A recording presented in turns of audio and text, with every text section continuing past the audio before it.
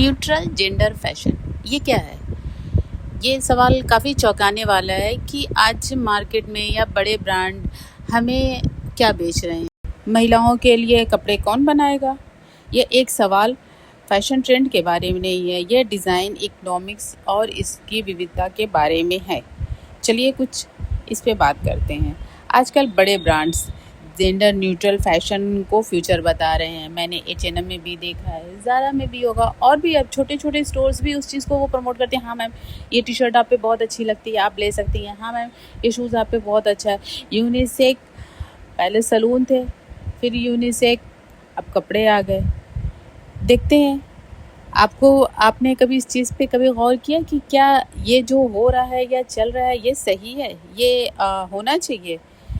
अगर हम neutral gender को ही फ्यूचर मान लेंगे तो आप ये बताइए कि डिज़ाइन के अकॉर्डिंग हमारे लिए कपड़े कौन तैयार करेगा? एक पल में तो इसमें काफ़ी खूबियाँ ही खूबियाँ दिखती हैं, बट उसमें उतनी ही खामियाँ हैं, क्योंकि मेल जो होता है और फीमेल बॉडी, दोनों की बॉडी अलग अलग होती है। मेल के शोल्डर्स, फीमेल के शोल्डर्स अलग होते हैं, उनका आर्म्स, उनका साइज़, उनका हाइट, उनका वेस्ट, सब कुछ दोनों से एक दूसरे से बिल्कुल अलग होता है। जेंडर फ्यूचर क्या है कि हम बॉक्सी टी शर्ट पहन लें या शॉर्ट्स पहन लें या लूज ट्राउज़र्स पहन लें, क्या यही फैशन है? क्या यही डिज़ाइन है? ओवर साइज़ कपड़े पहन लेना डिज़ाइन या कंफर्ट हो सकता है, बट फैशन तो नहीं हो सकता। एक इम्पॉर्टेंट बात जो ब्रांड्स हमें नहीं बताते, आपने गौर किया होगा कि जब आप फर्नीचर के लिए जाते हैं तो आपको वो बेडरूम के लिए अलग फर्नीचर्स बताते हैं, ड्राइंग रूम के लिए अलग फर्नीचर्स बताते हैं, डाइनिंग टेबल और सोफ़े को वो अलग अलग बताते ही हैं। तो फिर हमारे कपड़ों को लेकर के वो न्यूट्रल जेंडर की बात कैसे कर सकते हैं? नहीं होनी चाहिए। आप खुद सोचिए कि क्या आप मेंस सेक्शन से कपड़े लेकर के उसमें फिट हो सकते हो और उसको कितने टाइम तक आप पहन सकते हो। ये बात अलग है कि हाँ, फॉर द टाइम बिंग अभी रिलैक्स फिट कपड़ों का ट्रेंड चल रहा है तो उसमें वो चीज़ें फिट हो सकती हैं, बट ऑलमोस्ट वो फ्यूचर हो, मुझे ऐसा नहीं लगता। अगर ऐसा है तो फिर हमारी आइडेंटिटी कहाँ गई? अगर हम इन सब को छोड़ दें तो हम किस चीज़ से बाहर निकल रहे हैं और किस चीज़ को एक्सेप्ट कर रहे हैं? क्या हम वापस से उसी एरा में जा रहे हैं जहाँ से हम प्रोग्रेस करके यहाँ तक आए थे?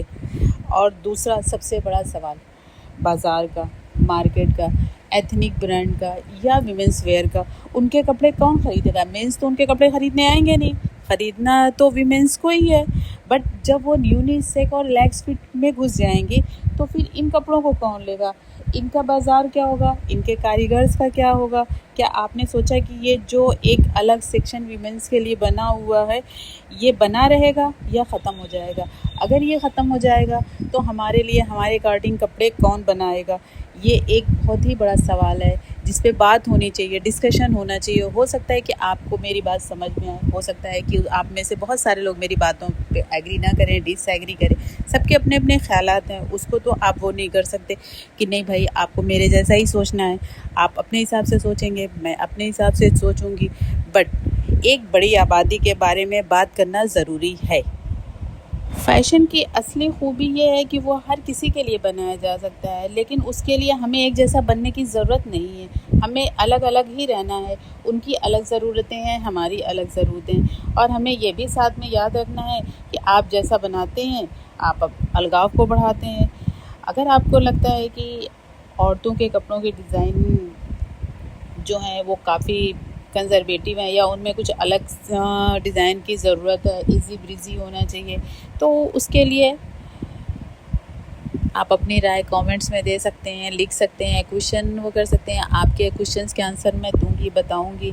बट मैं इस चीज़ पे काफ़ी जब से मैंने इस आर्टिकल को पढ़ा है मुझे लगा कि इस पे बात करनी चाहिए, और इसलिए मैं आपसे ही बात कर रही हूँ।